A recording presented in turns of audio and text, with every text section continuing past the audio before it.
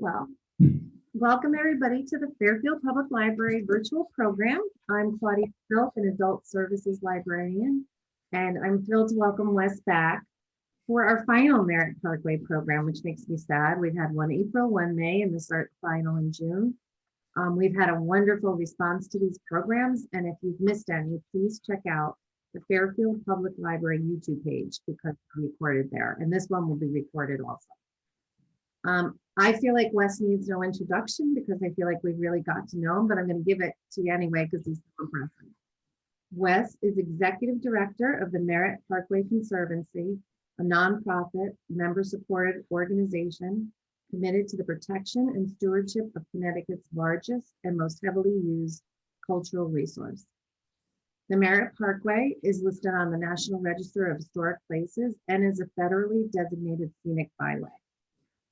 A native of Stanford, Wes's long career in historic preservation has included senior staff positions with the Connecticut Trust for Historic Preservation, New York Landmarks Conservancy, Preservation League of New York State, told you was impressive, and New Jersey Historic Trust. Welcome, Wes. Thank you again for coming and for all the time that you've given to our library. Oh, thank you for that lovely introduction, Claudia. And I'm very happy to be back again at Fairfield Public Library. You have a really great institution, and it's something that I've come to cherish over the years. Since high school, I've been using your library, and it's really a pleasure. Tonight, we're going to be taking a tour of Fairfield County's historic houses of worship.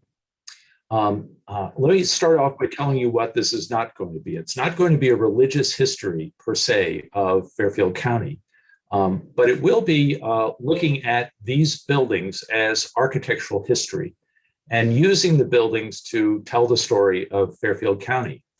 The collection of buildings that we have is extraordinary. And when I was putting it together earlier this week, I realized I had included 50 properties for us to look at tonight, which was 200 slides, and we would have never gotten through the tour.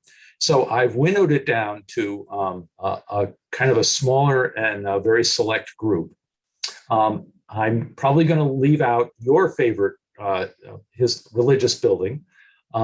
But if I do, please contact me. I'll have my email address up at the end at the end of the talk, and make a case for why I should include your favorite building too. I tried to be very, very strategic in looking at the buildings we are going to look at together tonight. So let me start.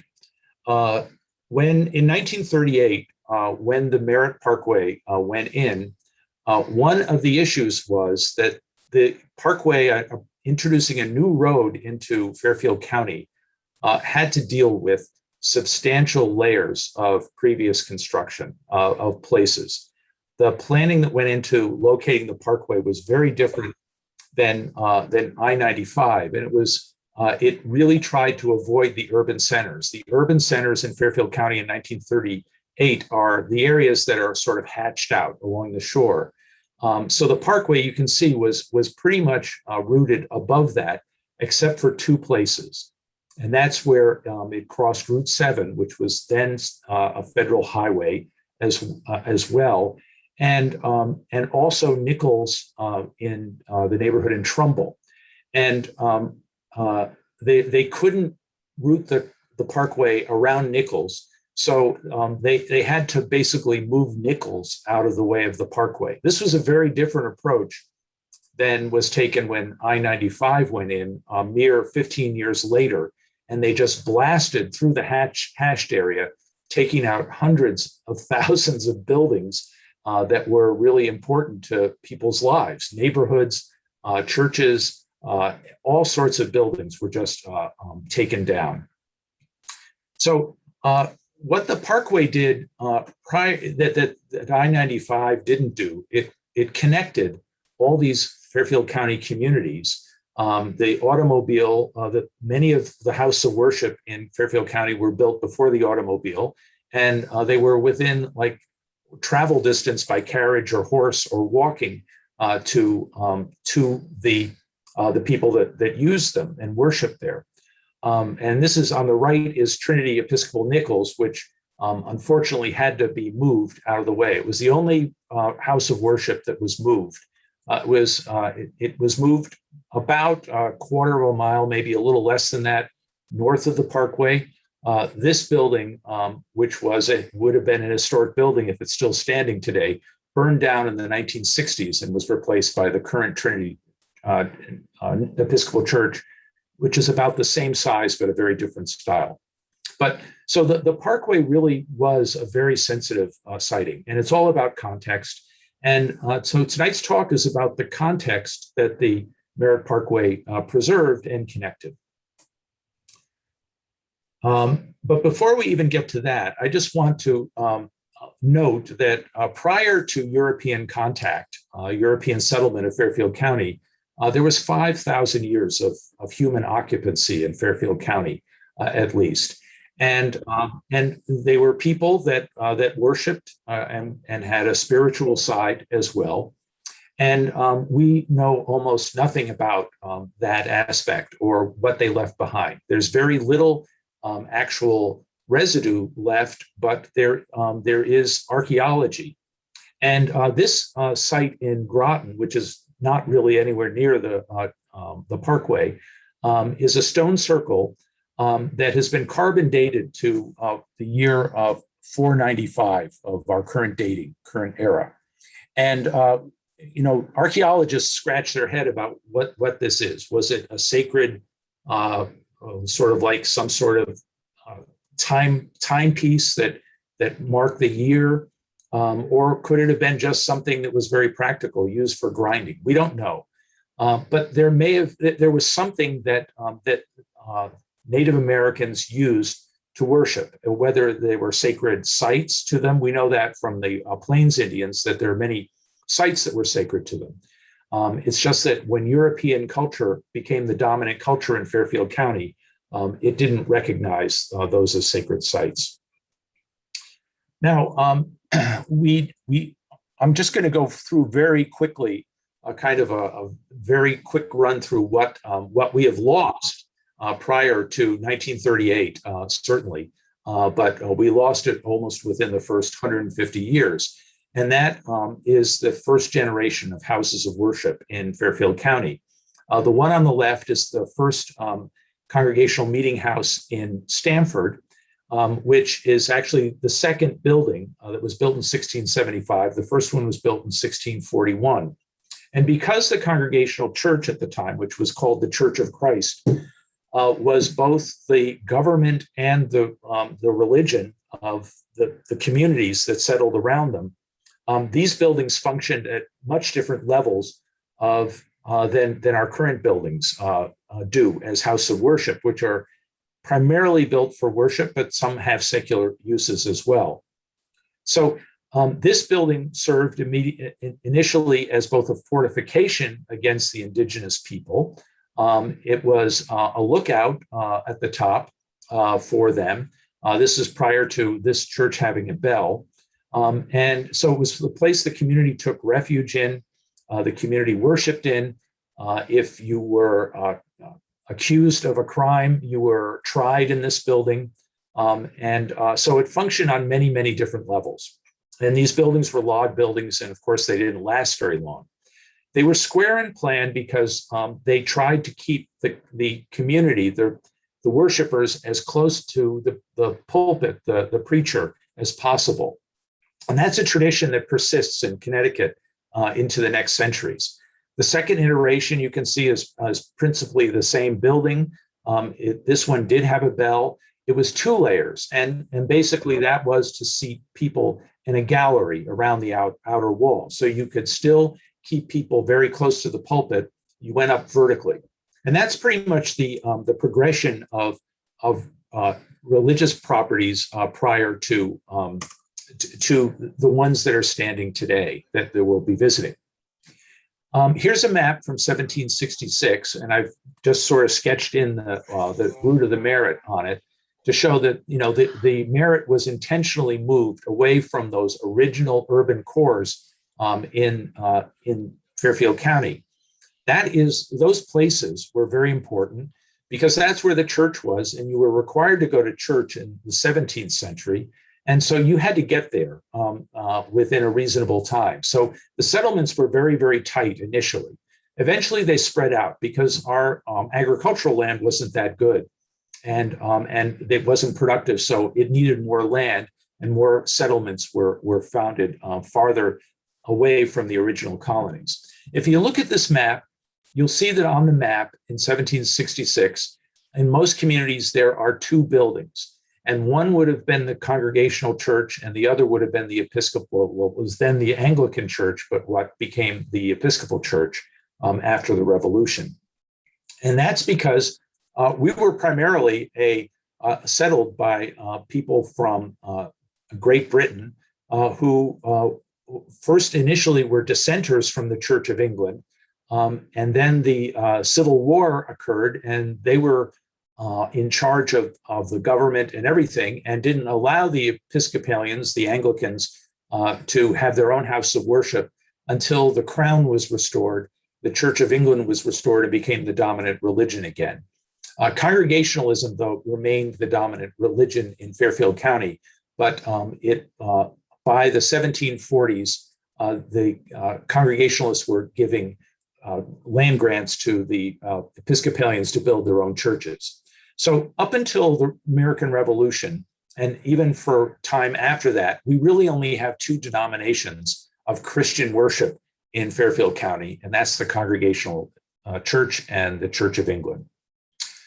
And the churches tended to locate close to each other. These are not the initial churches on the Norwalk Green, but they were very close to each other, and the population was still clustered around these churches. Town greens today survive with a sense of this north. I mean, the Norwalk Town Green still is a focus of two religious denominations. Fairfield Town Green does. Up in Monroe and Shelton also have town greens with religious buildings on them. Now, in terms of the building types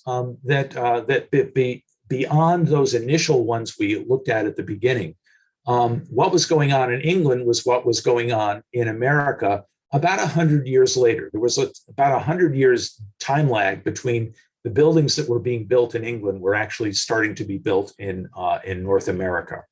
So on the left is one of Christopher Wren's churches. After a fire in the late 17th century in London, Wren was the architect who designed all the replacement churches for early medieval churches that had been built. And these were products of an enlightened mind that was aware of the Italian Renaissance and was embracing some early ideas of the Italian Renaissance. And when the crown was restored in 1720, the Anglicans began to build churches in the major cities, Philadelphia and Boston. And Old North Church in Boston is basically a transplant of a Wren church of a century earlier. And that became a very common form in Connecticut by the late 18th century. The Congregational Meeting House has a detached spire, which was used to hold a bell at the top to summon people to church, and then a meeting house that was really an enlarged version of the two-story meeting house we saw before, but now more in a rectangular plan. This is a view of the New Haven Town Green, just to run you through the course of architectural styles that we'll be looking at the first group of religious properties that were very traditional. On the far right is the first Congregational Church, the media, which is very close to that Wren building. The middle, the second one in from the right is the next Congregational Church, when there was a doctrinal difference, and that's more like the next generation of churches, of much fancier than the Wren churches that were built. By the late 18th century in Britain and the early 19th century in America, the Greek Revival was fashionable, and the little white building there is not a church, but it is the State House that was split between Hartford and New Haven at the time, and so that is done as in imitation of a Greek temple. So the first two on the far right are inspired loosely by the Italian Renaissance.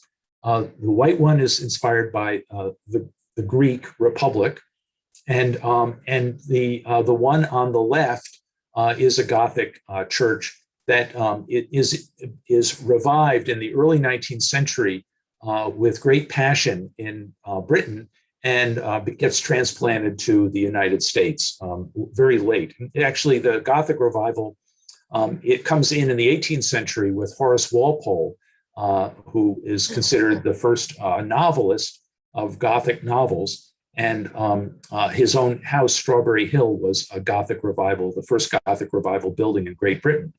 But it comes into religious architecture very strong in America in the early 19th century. And our buildings tended to be an assemblage of all of those styles in Connecticut. We don't have, in Fairfield County, we don't have any really truly strong examples of one of those styles over all the others. So St. Martin's in the Field is one of the early buildings right after that. It's the same date as Old North Church, 1722, but it's a much higher style, much more enlightened view of Italian architecture that's transplanted to England. And that's carried over to the first Congregational Church, which was the second one in from the left. It's almost a carbon copy of St. Martin on the New Haven Green. And so one of our finest ones in Fairfield County is the Saugatuck Congregational, 1830, 15 years after the New Haven building. And it has elements of the Wren Church. It has elements of the State House and the portico. And it has still that memory of the original meeting house here. So we don't have a pure example of in these early Republic meeting houses. And so we'll start here talking about some of the way that these different impulses in American architecture were interpreted. Our oldest meeting house is the Congregational Meeting House in Wilton. It dates back to 1790, but it's not this full the building that we're looking at here. It's really only the big gable part of the building. The steeple was not built initially. That was added about 10 years later. And then around 1844, a Greek Revival portico was put on the front that closed in the front. But it's pretty much the same building in terms of its function as the ones that were built 150 years earlier, in that it was just a room focused on a pulpit where the preacher would preach from. It had a gallery on the top and a tightly spaced congregation, all focused on the pulpit and the preaching, filled with light so everybody could read their Bibles. And as over the years, as all of our meeting houses have, it's been expanded. Most have been expanded very, very sensitively with little hyphen additions to connect new expanded facilities. Most of the wing over to the right was added in the 20th century. Perhaps our finest, besides the Easton Meeting House, is Norfield Congregational Meeting House in Weston, 1831. So, Fairfield County at this point has been settled for 190 years, and this is one of our oldest churches still standing. Extremely picturesque, a beautiful building, not very different on the inside from Wilton, but this one never had a Greek Revival overlay on it, so it's closer to the purer form. This is what it looks like to give you a sense of scale from an oblique view. It's not a very large building, and it's almost identical in layout to the Wilton meeting houses, as well as all the meeting houses in London at the time. And just to point out, and I'm not going to recite, you don't have to furiously write these down. I will put up all the addresses and all the exit information on our website, and you can download a sheet if you want to take the tour. So if you're furiously scratching your pencils here right now, you can put them down and just focus on the slides. So we looked at the Westport Meeting House, which has sort of a Grecian element, but a very, very traditional spire at the top. The New Canaan Parish Congregational, 1843. We're already into the middle of the 19th century here, and these are very, very traditional looking buildings. Greens Farms Congregational in 1853 has a little bit more of a Greek revival sensibility to it. In terms of the massing of the spire, Greek architecture was based on a system of posts and beams, and the belfry in this is a very Grecian element that's been added onto this. And then Greens Farms Congregational, which despite its date of 1855, it looked very different than this in 1855.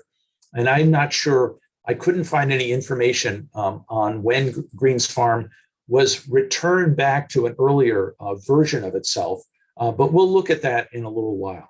I'm sorry, Greenfield Hill. We'll look at that in a little while. We have a couple of really early Episcopal churches in Fairfield County. In Monroe, on the Monroe Green, is our oldest one, dates back to 1802. So the building stock of the second denomination, we have actually older versions of it than our first denomination in Fairfield County. And St. Peter's looks very much like a London Wren church on the interior. They were laid out very similarly. Wren used a lot of arches. I think you may have noted in the earlier congregational examples, there were almost no arches. Arches were considered somewhat showy and unnecessary at this point in the Congregational church. And the belfry here is even got some curves in it as well, some sort of reverse arch motion going in the design of it. It's a very, very pretty church, very well preserved. And it's there across from the Congregational church, which is about 50 years later than it is. And the other one is in Shelton, St. Paul's Episcopal Church from 1818 on the Huntington Green in Shelton. And you should note too that the early Episcopal churches that we'll be looking at tonight were all developed with burial grounds because the Episcopalians wanted to be buried differently than the Congregationalists. The Congregationalists, who were the first communities that settled, often founded their own cemeteries in the center of town, but they weren't necessarily adjacent to the church because they had all the land they could use, and so they located them just outside of the center of settlement.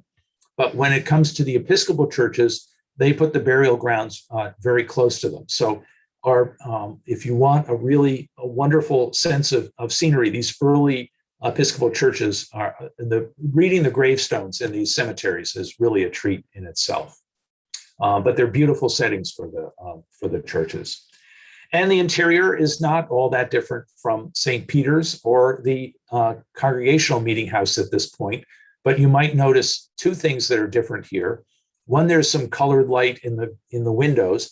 Those stained glass panels were a later addition to the church in the original window openings, and also a large Gothic arch, pointed arch behind the altar, which I don't know the history of that specifically, but I would bet dollars to donuts that was added sometime in the later 19th century.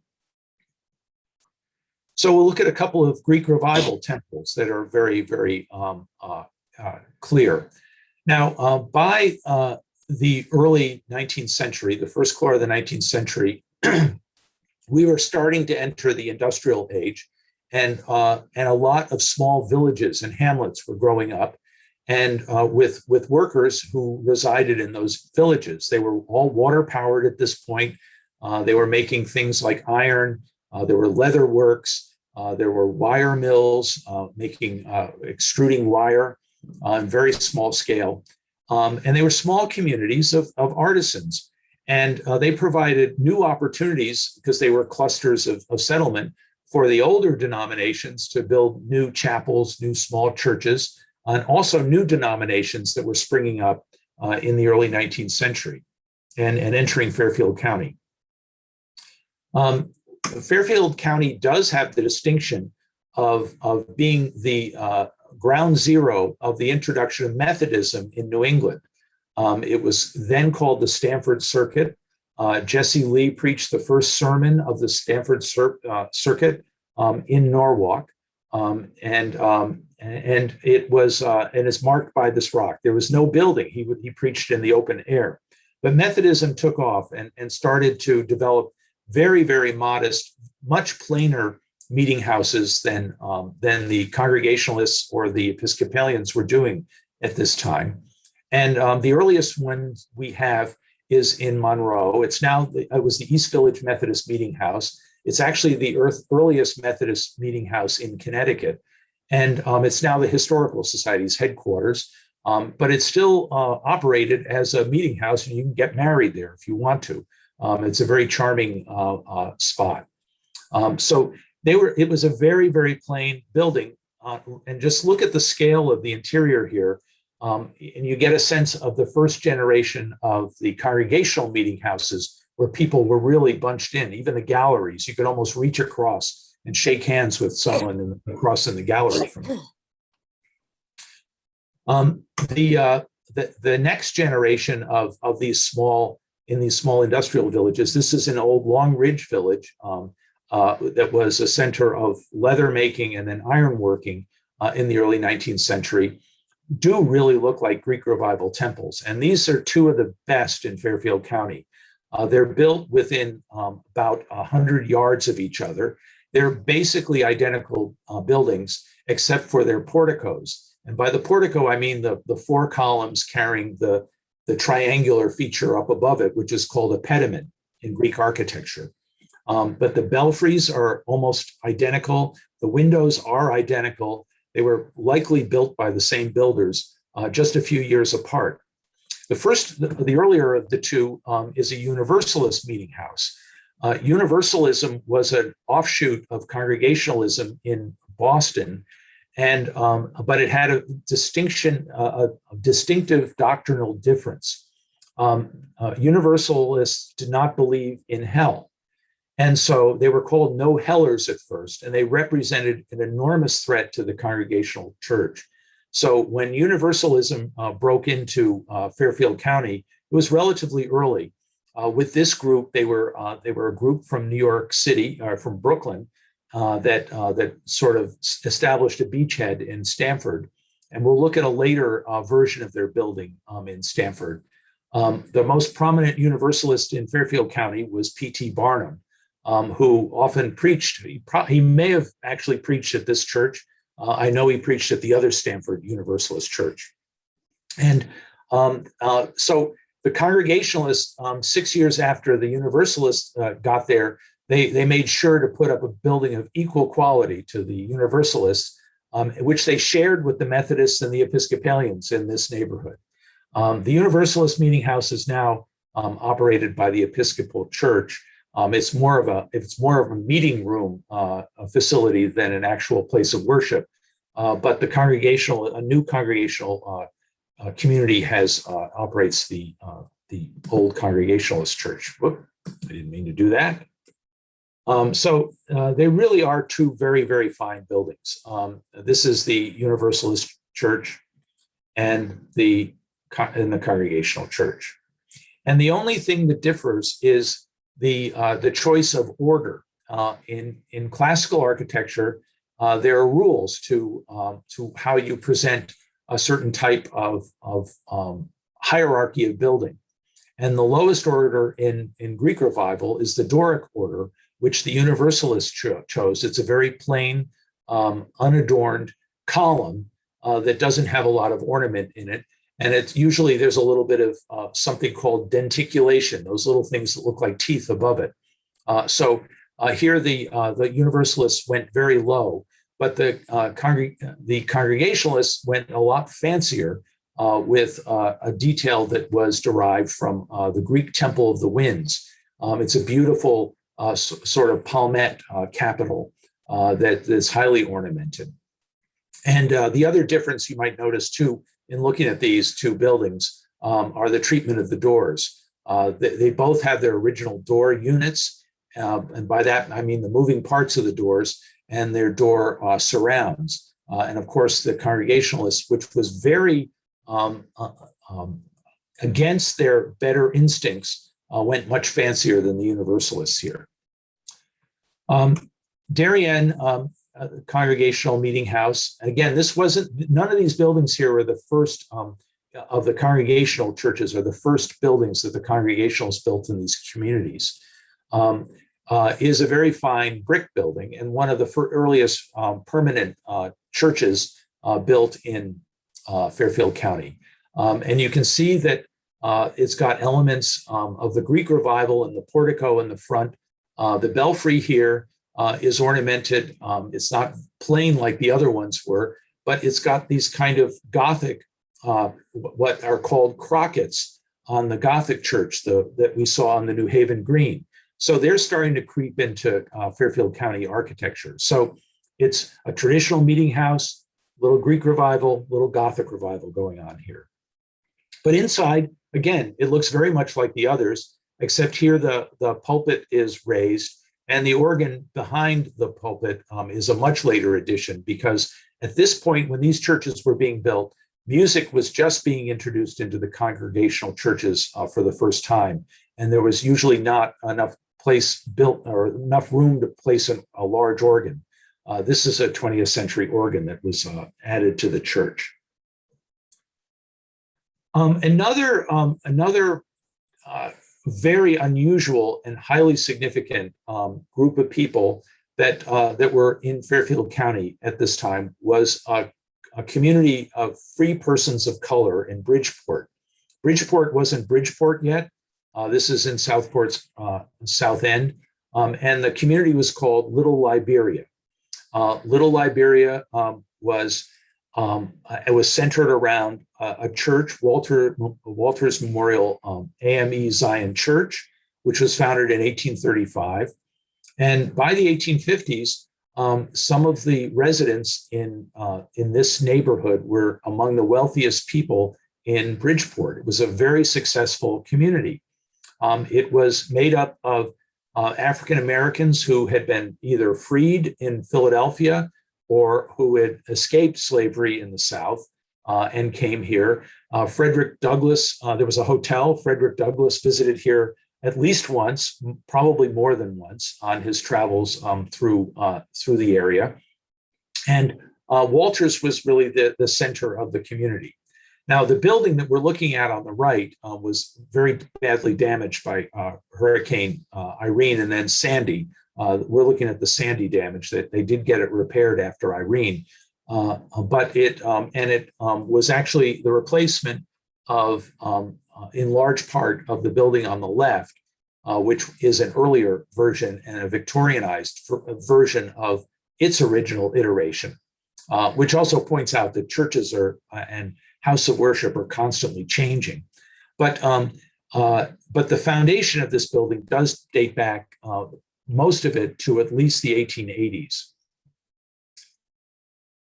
So that was a very important group of people that had their own expression for religion. But they're all basically the same building at this point, a room that's unadorned, with galleries to pack as many people in as close to the pulpit as possible. And we have, some really interesting amalgams of Greek Revival and this early Republic classicism, Roman classicism. The present St. Michael's Lutheran Church originated as St. Mark's Episcopal in New Canaan in 1834. It's got round arch windows. It's got Greek Revival going on. It's a very eclectic building. And I think it's been revisited several times over the course of its history. The Congregational Church in Easton is very much as it looked originally, and that's where all the cars were parked early in the talk. And then the White Hills Baptist in Shelton is a very finely detailed Greek Revival building with those residual crockets on the belfry. So now we'll start looking at some Gothic parish churches. The church that introduced Gothicism in our area was in New York, and it's the Second Trinity Episcopal Church in Lower Manhattan in 1788. It was a very much like Strawberry Hill of Walpole's in England, with just a lot of Gothic decoration on it. But the Second Trinity Episcopal Church in New Haven was a little bit different. It was derived from the Congregational meeting house, but it had a different spirit to it. And then by the time we get to the Third Trinity Episcopal Church, which replaced the one on the far left, the one on the far right by the noted architect Richard Upjohn, we are getting into a different sensibility altogether. It came out of two intellectual circles in England. One was a circle that formed around Augustus Welby Pugin, who was a convert to Roman Catholicism and went around documenting early medieval parish churches in Great Britain with drawings. He was doing what in the Renaissance in Italy, Palladio and all the great architects in the Renaissance were doing with classical Roman buildings of antiquity. And then the ecclesiologists, which were a group of intellectuals at Cambridge University that were trying to revive a sense of history and tradition and break away from the Ren classicism to create a religion that was much more emotional than it was rational, to appeal to people. They saw the impact of the young Methodism that appealed to, which was an offshoot of the Episcopal Church, which appealed to more to people's emotions and caught people through singing. And the ecclesiologists tried to capture that through the aesthetic impacts of architecture. And it starts to take root in Connecticut, in Fairfield County at least, in the 1840s. So it's already pretty much 50 years old by the time it gets planted here. And our oldest ecclesiological derived building is this little Christ Episcopal Church in Tashua, a neighborhood in the north part of Trumbull, dating from 1847. It looks very much like the 1814 Trinity Church on the New Haven Green in its proportions, with a much heavier tower now, and it's got those crockets that are fully defined at the top. This one has a spire above that, and some ornament at the corners of the building that represent different things. But the impact of the interior is much, much different. And two things I want you to notice here. One is the continuity of the tradition of the balcony that wraps the interior of the church at this point, but also the very large Gothic arch that is framing the altar now and creating it as more of a stage set for the liturgy that are in the higher denominations of Protestant faith, that where there's more spectacle, there's more ritual. And it's much more of a it's not just someone reading a book up there. It's much more of a process that engages the community as a whole. And this was sort of a setting for that. It also expresses part of the building structure on the ceiling. Over on the right, for the first time, you can actually see that there's ornamented details that are up on the ceiling in terms of what in traditional medieval churches would have been called hammer beams, and they would have been actually structural. These are representations of a structural system on the top. This church is also distinguished because it has a very early organ that was put in about 10 years after the church was founded. And that's it in the photograph on the right. It was restored about 5 years ago. It sounds different from any organ that you've ever heard today. It's a wonderful instrument. So in Fairfield, in your town, I don't know the architect of St. Paul's, but it's a very fine church that comes directly out of the ecclesiological movement. And this is on the green in Fairfield. It shows all the elements that Trinity Manhattan does, with buttresses holding a masonry tower, a brick tower up on the center, and a soaring spire above that. And on the interior, there's much more of the roof structure expressed. It's still relatively plain, but these buildings were designed, even if they didn't put them in at the time, not to have natural light like the earlier ones, but to have the more emotional impact of stained glass to color the interiors. In this photograph, the color of the windows doesn't come through, but you can get a sense of it. Trinity Episcopal in Southport is perhaps our major example of this movement within the Episcopal Church at the time. It was built in 1854. The same year that St. Paul's was, or very close to it. The architect here is Albert C. Nash, and Nash would, in the same year, also rebuild the Greenfield Hill Church. So he was one busy architect in 1854, 1853. And there he chose a different style, but here the church went full bore on the ecclesiological, the highly decorated, and this is just a feast for the eyes. These are photographs that were taken by a professional photographer when this building was documented by the Historic American Building Survey because of its importance. It's considered a major work nationally of Carpenter Gothic style. So what they saved in the cost of brickwork, here they spent lavishly on carved ornament on this building. The interior here originally had clear or lightly tinted glass in it. Some of the windows have been replaced with memorial windows over time, stained glass windows, but largely it was a light-filled room. Again, the ceiling is actually shaped like a Gothic vault, and there are expressed ribs on that. And then it's much more geometrically complicated in the galleries.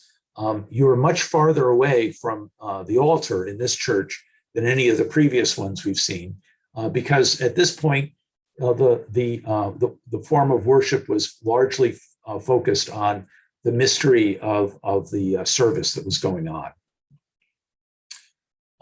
The windows in the chancel, and I believe the chancel was added. The chancel is the area where the altar is.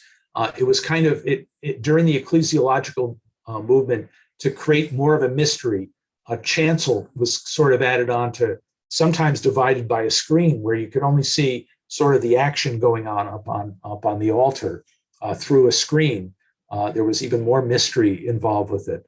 But the chancel, in any event, the windows were added as memorials after World War II. And the one on the right was done by a noted stained glass artist, Nichols. And it's considered his masterpiece, St. Michael in the War in Heaven.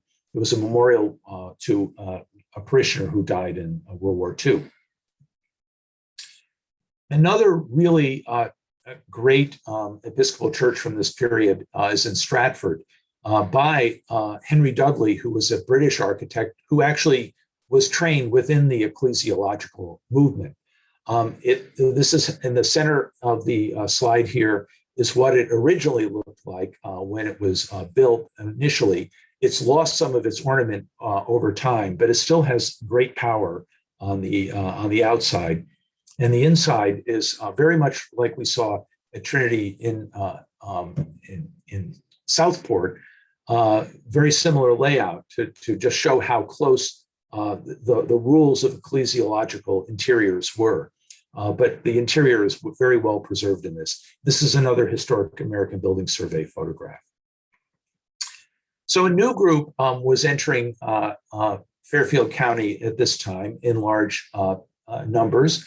Irish Catholics who were basically leaving, and the first wave of Catholics in Fairfield County in New England were Irish, were coming in large numbers because of the potato famine in 1848.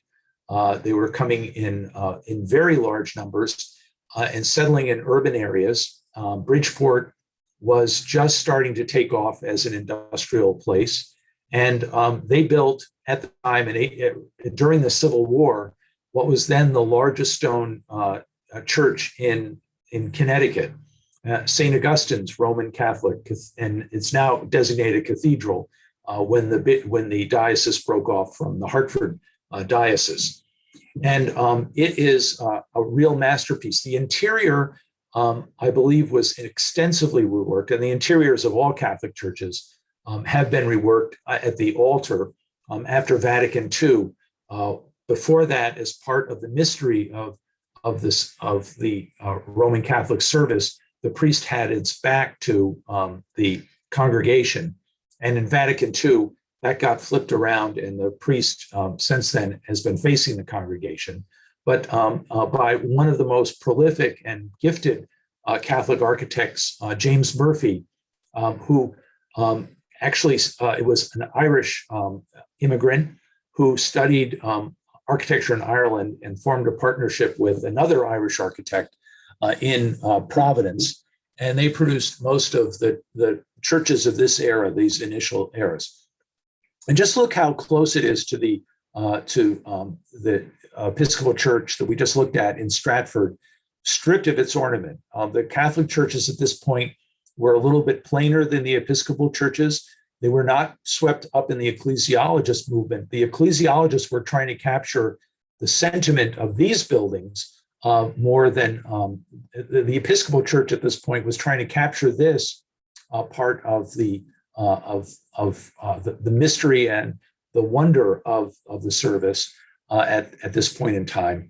And so they were going back to this, but this was a transplant of the original medieval Gothic church to North America pretty directly. And stained glass was always intended for these churches. This is just a detail from the really fine program of stained glass at the cathedral at St. Augustine's. Augustine was the saint who was sent by Rome to convert Britain to Christianity. Another church by Murphy, in partnership with Keeley, is an older architect that trained him, is St. Peter's Roman Catholic Church in Danbury. And this one is very close to what it looked like originally on the interior. It did not have all that fancy plaster work we saw at St. Augustine's. I believe that was added when the church was elevated to a cathedral. You can see here that the framing of this is very similar to the Tashua Church. The expression of the structure is not that different. And in Newtown, we have another fine example, a very late one, post-Civil War, of this very symmetrical early ecclesiological church, designed by a local architect from Newtown, Silas Norman Beers. And this one is Episcopal. Now, around the time of just before the Civil War, the parish church starts to get much more complicated. The drawings in the ecclesiologist are looking at buildings that evolved over time and are trying to capture a sense of very, very early church history in them. And we are also getting immigrants to North America that are trained as professional architects, not just from Britain, but from Central Europe. And Leopold Eidlitz was one of those trained in what is today the Czech Republic, and one of the most talented architects of the 19th century, and one of the most ambitious. He loved to build big buildings. He had built the biggest church in Manhattan at the time, capable of holding hundreds of people. And he was hired by Second Congregational in Greenwich to build the church that is close to downtown Greenwich. And this is one of the largest churches in Fairfield County. It's a magnificent church. And with this, the sanctuary, the nave part, the part where the where their congregants are, is almost completely detached from the spire. The spire is a standalone element, very, very prominent, located up on top of Putnam Hill in downtown Greenwich. Again, with its own cemetery, a massive church. This one has a crossing, like many European cathedrals have. Eidlitz was one of several architects that brought very, very sophisticated new ideas into the American scene. But some of the detailing on this church is, to me, exquisitely beautiful. The masonry, the way that the Gothic arches are formed within the walls of this, so the masonry is very, very rugged. Eidlitz had several iterations of it torn out and rebuilt to his preference, but it really captures this kind of primitive state that the churches were trying to get back to at this point, just before the Civil War, this early primitive Christianity, and in a very otherwise sophisticated building. The interior is beginning. This is probably the earliest iteration of a very, very complicated architectural scenario for an interior, and much, much grander than any of the churches we've seen, except for perhaps the cathedral. In Bridgeport, closer to Fairfield, there's a wonderful little church that now seems to be closed. It originally built as St. Paul's Episcopal. It's now St. Luke's St. Paul's, a merger of two parishes, built right after the Civil War in 1868. And it has that same primitive quality to it in the stonework. I just think this is wonderful. It's very hard to do this kind of stonework. And it's not because they didn't have the talent to do it. This was intentional to give it a sense of an ancient church. Compare this to a church that was built almost the same time in Stanford by the Universalists. This is the other Universalist church I was referring to, by a local Stanford architect by the name of Gage Inslee. Here, Inslee uses very similar masonry walls, but trims it with a very contrasting material. These are specialized glazed bricks, a very industrialized product, and he intentionally uses it to frame what I think is one of the sweetest Victorian buildings in Fairfield County. This is a wonderful church. The form of it is very ecclesiological, but the trim on it is very not ecclesiological. This breaks away with all the principles that are going with it, and really kind of sets the tone for what it doesn't. I'm not saying it influenced the others, but it is one of the earliest examples of a new wave of doing churches in two tones in Fairfield County.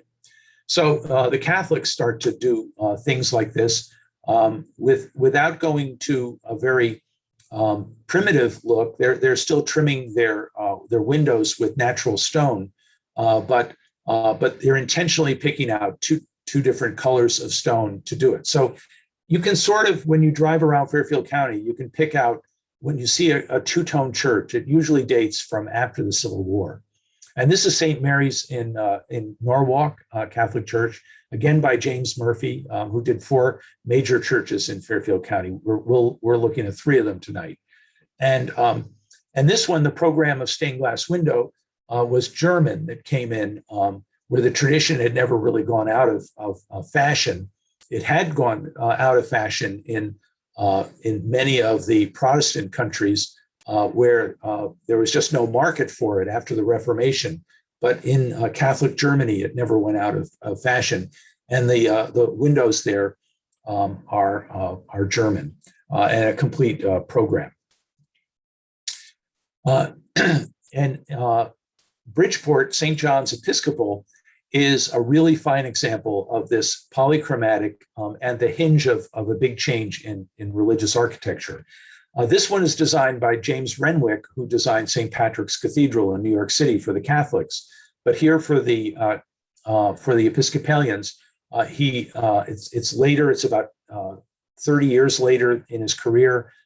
He's building a Gothic building that's very transitional to the next phase of architecture, which is the Romanesque Revival, which you can see up at the top of the towers. with those little round turrets that are there. They're not Gothic in origin.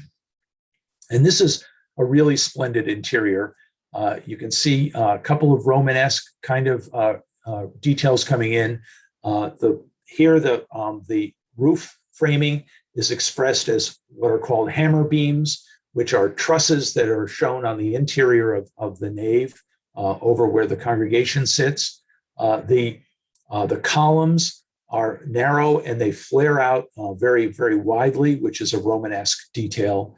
The feature behind the altar, which is called the reredos, was a later addition in the 1920s by the sculptor who did Mount Rushmore, Gutzon Borglum.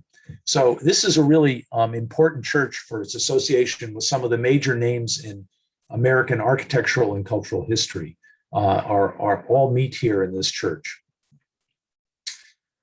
So I mentioned the Romanesque Revival is the next step, and Fairfield has one of the finest examples by an architect who did 3 wonderful churches in Fairfield County. First Congregational in Fairfield on the green near St. Paul's is the best preserved of the 3. And the Romanesque was going back even farther than the early Gothic churches that the ecclesiologists wanted. They were going back to the roots of Christianity itself when it first arrived in Britain. And they were looking at Anglo-Saxon churches and borrowing details from those. The Romans had left a tradition of building with arches in Britain, and so it's very playful with round arches on these buildings and turreted tops. It's a real feast for the eyes. Here, the mood was very much like the ecclesiologists were trying to set. These churches are usually very mysterious. They have a lot going on in their ceilings, their roof structures, their trusses. They're trying to express honesty in construction and set a tone for worship. And we have some other really great example of Romanesque Revival churches in Fairfield County. Bridgeport First Baptist is a really terrific example of something that's based on an early Carolingian era church that is that era of Romanesque from Central Europe, the derivation. At South Norwalk, what's now Macedonia Church was originally United Methodist. That's an auditorium type church with the exterior is dressed in Romanesque detailing.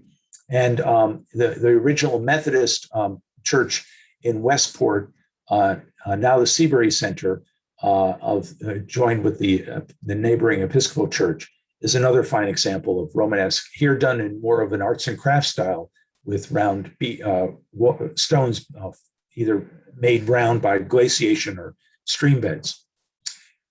These are just a couple of interior shots to just show how the interiors were changing in these very large, when the church plan gets big and fat and square in plan, there's more, you can do more creativity with the auditoriums. So the Baptist church on the left is sort of in an octagonal shaped space, and as is the Methodist church with curved seating, and the seating is raked, and it has this wonderful swirling gallery in it, getting much more complex. And Romanesque also found its way into smaller churches too. And I just mentioned 2 for their historical associations. West Street Congregational in Danbury, which is now Lighthouse Ministries, is a very early wooden Romanesque Revival church that is important because it's where the composer Charles Ives first was hired as the organist at 14 years old to play the organ for this church. And so he gave his first public performance and may have even included some of his own tunes there. I'm a big fan of Charles Ives. And in Greenwich, the Bethel AME Church, 1921, was the first institutional building built by African Americans in Greenwich. And it uses basically the Romanesque form of a very heavy strip down and also treated here with Gothic windows, but it is really a Romanesque revival and sensibility. So in 1893, things change in Fairfield County. By now, we have branch railroads. We have the railroad coming through. We have several large industrial centers. And we are starting to look pretty industrial. And the City Beautiful movement comes in. Architects are saying we can do better with our cities. Merritt Parkway is considered one of the last expressions of the City Beautiful movement in 1938, but it begins in the Chicago World's Fair in 1893, and where this city that was designed, pavilions that were just fair pavilions designed in very classical styles, were put up and visited by hundreds of thousands of Americans. And churches started to go back to their roots. The colonial revival was thought in Fairfield County to be a very honest expression of classicism in Fairfield County, where our roots were Congregationalists. But the buildings are starting to look more like the ones that weren't built at the time. These are much grander buildings than ever were built. And First Congregational in Danbury is one of the major examples. It's a major landmark in downtown Danbury, sitting up on top of a hill, built much, much larger than any congregational meeting house of the first generation or third generation, with a very large and prominent organ as part of its program. And in Bridgeport, two congregations split, and one formed a separate offshoot in 1926 at a point where they had very many members. And this is downtown, not far from St. John's Episcopal. And it's now the Bridgeport Community Islamic Center. And I think that this is a wonderful community. They share a lot of interfaith social services. It's got a huge sprawling parish unit wing on it, but they share a lot of social services with the Protestant and Catholic denominations. And the transition from a very traditional congregational church to a mosque has been almost seamless. And I think it was almost when the builders in 1926 built this and put this quotation from Isaiah, "My house shall be called a house of prayer for all people." They were really anticipating that someday it could become a different form of worship. And so really all that has been done to this building is there's been one cross that's been taken out of the sanctuary. The cross that was on top of the spire has been changed to a crescent moon, and the pews were taken out and given to another congregation for Muslim worship. There's some other really great colonial revival buildings in Fairfield County. And again, I'll give you a list of these addresses. Norwalk First Congregational is colonial revival. It really is one of those buildings that can deceive you at first into thinking that it's actually the real McCoy going back to the early days. And First Church of Christ Scientist in New Canaan, 1950s, is a very good example of the scale of the buildings of those days. Christian Science was a late 19th century denomination that came in, and the middle building is no longer a church. It's now a commercial building, but it's really it just shows the creativity of expression that the colonial revival was capable of. The City Beautiful movement also had an impact on the Gothic revival and tried to tame it. And St. Mary's Catholic Church in Stanford is a major example from 1928. Francis L.S. Myers had trained in the office of Bertram Grosvenor Goodhue, who was considered a master of neo-Gothic design. He was a Beaux-Arts trained architect who did major buildings in New York City and a lot of buildings at West Point, very, very layered on Gothic, but not trying to capture anything authentic about the Gothic, but trying to capture certainly the embellishment of the Gothic. And this is a highly embellished church for Fairfield County. I don't think we have anything else in Fairfield County that comes close to it. This, instead of having a major spire, it has a flèche like Notre Dame in Paris. It's made out of copper. This is called a flesche, a flèche. And it was the house that still houses today the bells. And beautiful carving. I mean, even around the rose window, where it's hard to see, are images of the evangelists, and a very magnificent interior that is very open. Now, this building also represents the third generation of Irish in Stanford. By the third generation, the Irish had taken control of the levers of city government and most of the professions in Stanford. Stanford was a very Irish town, and this was their church, and they were basically doing a victory lap with this church. Jews were moving into Fairfield County in the 1870s as they were being displaced in Tsarist Russia, and started worshiping in private homes, but didn't really achieve numbers until the purges in the late 19th century. So we have one really well-preserved synagogue from this era, Beth Israel Synagogue from 1906 in South Norwalk.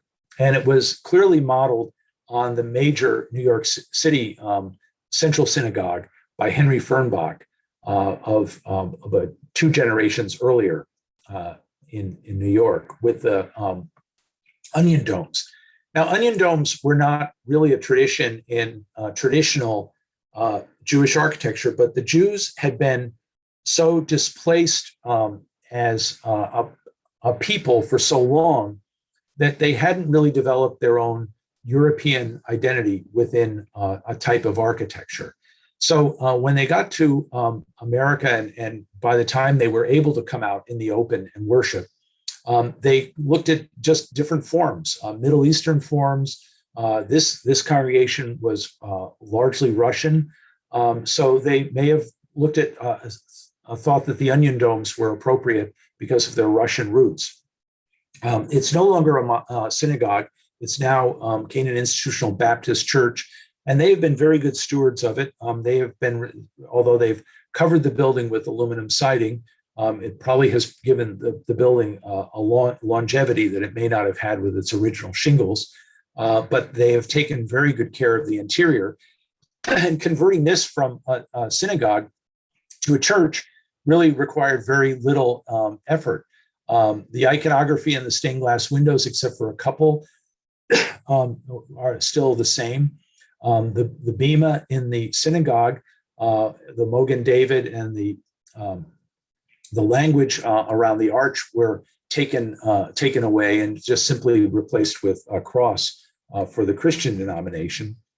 And in the main stained glass window on the side of the building, the Star of David was just simply taken out and replaced with a clear colored piece of glass.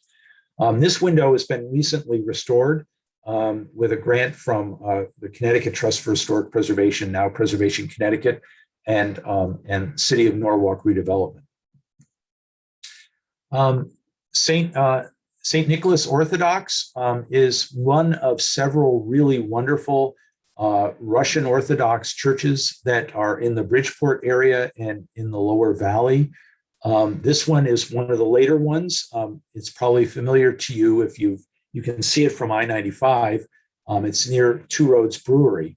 And it was designed by a Russian architect for Igor Sikorsky's parish. And this one is just a really beautiful little jewel of a building. You can do a full walk around it. It looks different from each side. The onion domes don't symbolize onions; they symbolize flames. And in traditional, and the numbers of their groupings are important. So the 3 at the front on the front belfry symbolize the Holy Trinity. The 5 around the major crossing of the church, the major one on the top, and the 4 represent Christ and the 4 evangelists. And that's a traditional arrangement of onion domes in traditional Russian architecture. So we'll circle back now to kind of sum up what we've seen at Greenfield Hill Congregational, because it really, Greenfield Hill as an object today captures an awful lot of what we've just looked at all over the county. The first meeting house on 1727 was described as like a common country school without a steeple or a belfry. The image on the far left was the second meeting house, which was a 60 by 42 building, relatively small, but a good size, the size of a good sized barn, feet with a steeple. This one had a narrow, slender, wren-like steeple. In 1845, the church does probably one of the most radical things that it could think of. They hire the most prominent Gothic revival architect in New York, Richard Upjohn, who would later go on to do the Connecticut state capitol, to design a Gothic revival church for this site. And that unfortunately burns about 6 years later by accident. But it is it's a break with with what every other congregational church is doing at this time. And they hire Albert C. Nash, who's doing Southport Trinity, to do their replacement church. And that's the church in the middle. It looks very much like the massing of Trinity. So it probably reused the foundations of Upjohn's church, but it's a very different in sensibility. It's got round arches, paired round arches. It's very, very playful with round arches. And then at some point, which I could not find in its history, available online, the building gets turned back to something that looks a little bit like the 1760s meeting house, probably during the City Beautiful movement. The round arched openings get adapted as round oculus windows. A Palladian window gets put on the front. The tower gets cleaned up a little bit with just a simple belfry, and then a very Christopher Wren-like steeple. It gets capped with that, the belfry. So this is, just to point out that buildings change over time. We're almost through the tour now. And I just want to do a few stops at some modern house of worship that postdate the Parkway. In some ways, the Parkway created these churches. In some ways, it enabled them, because the Parkway was built to relieve traffic in 1938, and it moved a lot of the traffic north of the old centers of town. But this is downtown Stanford in 1949, and it was a traffic jam. There was no provision in downtown. Downtown Stanford basically had the medieval plan that it was based on from the first Congregational meeting house. There was no place to park in downtown Stanford, and it really needed to be rethought. Also, after World War II, architects and I think the clergy really reconsidered the meaning of worship. It was a very patriotic time. We had just won World War II. It was a time of reflection too, because we had just dropped the first atomic bomb.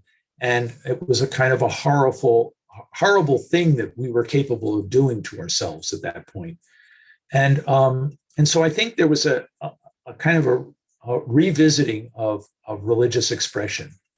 There was also a whole lot of new technology available, new types of steel structural systems using shorter members to create larger spans, such as the star beam over on the upper right, and laminated wood, which you see an awful lot of in Fairfield County, which had developed during World War I to build airplanes, to build the curved shapes that airplanes needed, was now being introduced in a big way into architecture. And the first, now this is not the first historic modern building in the United States, but it's one of the first in New England, and and it certainly is the most influential one in Fairfield County when it's introduced. First Presbyterian Church in Stanford by Wallace K. Harrison. It's also called the Fish Church, which I think you can probably tell why it's called the Fish Church, although that wasn't the architect's intent. Wallace Harrison, the original or the earlier Presbyterian Church in Stanford is on the far left. It was a Romanesque Revival church by the same architect who did the Fairfield Congregational Church. But Harrison was, when he was featured in the year that he was given this commission to do the Fish Church, was featured on the cover of Time magazine as only the second architect in America to be featured on Time magazine. And Time basically reported his buildings are better known than he is. And I think that is very true because he's not still a household name today, but he did the Trilon and Perisphere at the New York World's Fair in 1938, and also the United Nations building, Lincoln Center, and a number of other iconic buildings, including at the beginning of his career, one of the architects of Rockefeller Center.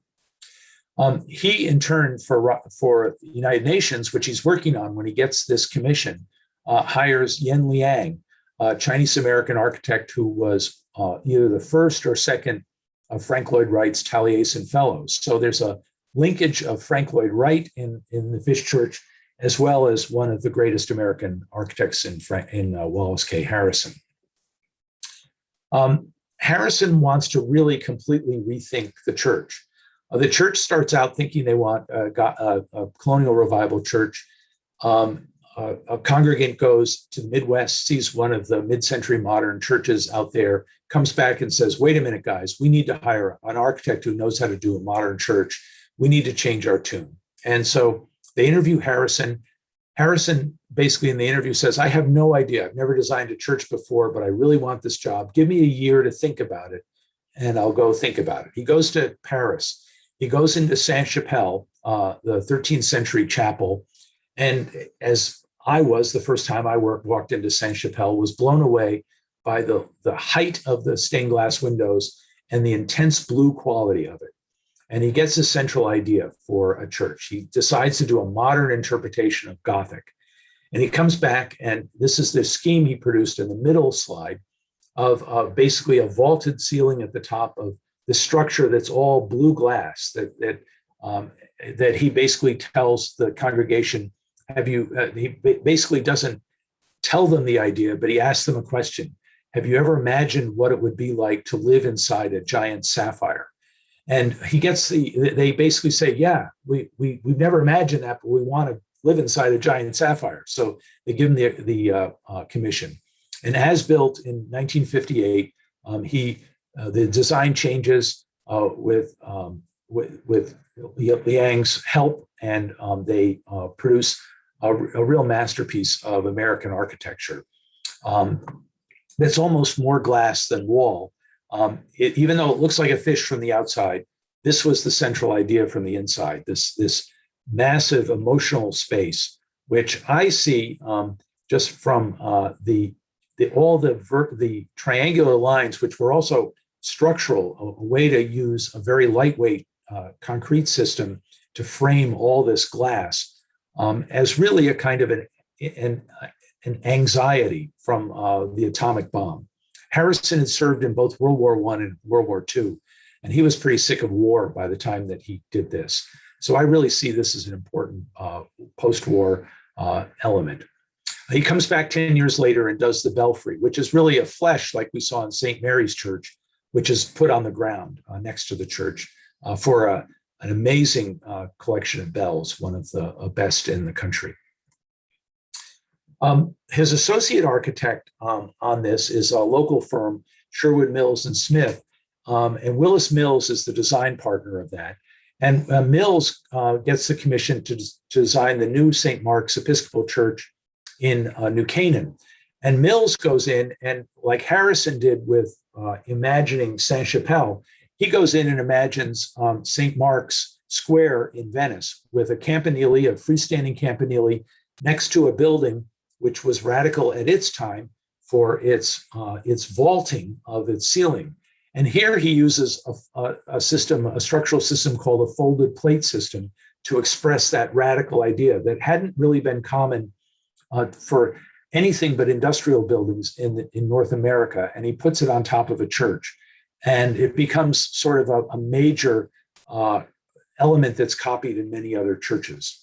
So St. Mark's itself is quite extraordinary interior, very asymmetrical, unlike Harrison's First Presbyterian.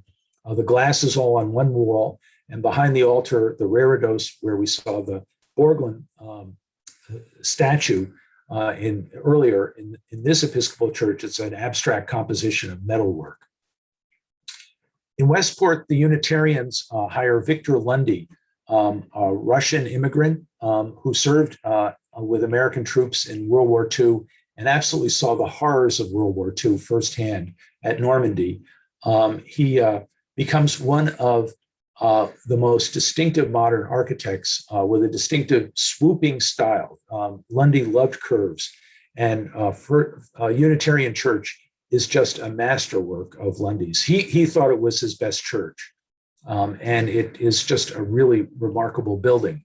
Like many modern buildings in Fairfield County, it starts at the ground, rooted with natural stone, but then transitions to something else above. And Lundy did this with laminated beams, which he said expressed a sail, which was a prominent activity in Fairfield County, a bird in flight, and also hands folded in prayer. This one, the ridge line of this church is glass. This is not, I don't recommend building a church with a ridge line of glass because they leak, but this is just a breathtaking experience to walk into this church. And then I think better known to many people is Joseph Salerno's United Church of Rowayton, which he laid out again with laminated beams in an extremely creative way, based on a nautilus shell, a very early natural symbol of sort of almost of eternity. And here he wanted the congregation to sit as in a circular form, so they could be in the warm embrace of the pastor. So he's going back to the original concept of Fairfield County, the meeting house, of this close proximity to the preacher. And that concludes the tour. And so if you want to get a list, I haven't gotten it up on site yet because I really took out 50 buildings that I was going to also show with this tour. But I will get the full list of this out on the website so you can take the tour yourself. And if you want a free guide to the Merritt Parkway, or if you just want to send me your candidates for what I should include in this talk in the future, I would love to talk to you about your favorite church. And thank you for your attention. Wes, thank you so much. You should lead tours. Like, we would all love to go to all these places. We can't take buses on the Parkway. Yeah, that's true. You could give us a map. We can meet you at each place. Yes. I'll give you a self-guided tour. Yeah. Right. And I'm happy to take as many questions if anybody has any questions. You're okay with that? Okay. Oh, fine. I'm fine with that. Okay, you can unmute yourself, or you can ask a question. If you'd like to ask a question, you can type it in. The last couple of churches, those modern churches, I would love, like, do they have like concerts, or they did pre-COVID, like things where you could go in? I know the Fish Church has, and I'm pretty sure the Unitarian Church has an active concert series. Mostly classical music at Fish. I'm not sure what they do at the Unitarian Church. The acoustics are very different in both. They're really wonderful in both. But they are places where the music has been recorded during COVID, and there will be regular concerts in them. Strings sound wonderful in the Fish Church. That organ that you saw in the photograph is a major instrument that can really knock your socks off if you're in the audience. There is one question. Did Mills design St. Anthony's in Fairfield? Did who? Mills, M-I-L-L? I don't know if he did or not, but I will research that. Thank you. That was from Irene. And then Rita wants everybody to know the Unitarian Church has Saturday night concerts, folk, etc. Okay, good. Yeah. Well, Wes, we can't thank you enough for these presentations. And I want to let everybody know we did record this, so it will be on our YouTube channel. It takes probably early next week. So you can also, if you want to share it, you can do that. Let's see, somebody told us the Unitarian Church has a series of folk acoustic music called Voices Cafe. It's now starting back up as virtual, will be live soon. Thank you. Okay. Rita and I'll also put links to the churches on the sheet as well.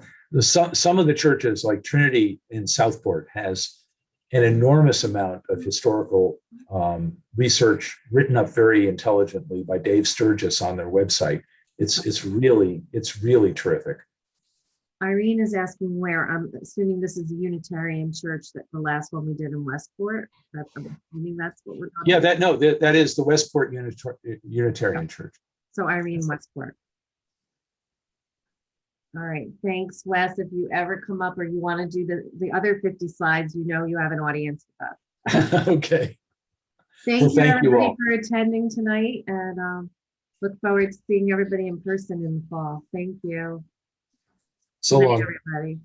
Thank you so much. You're welcome.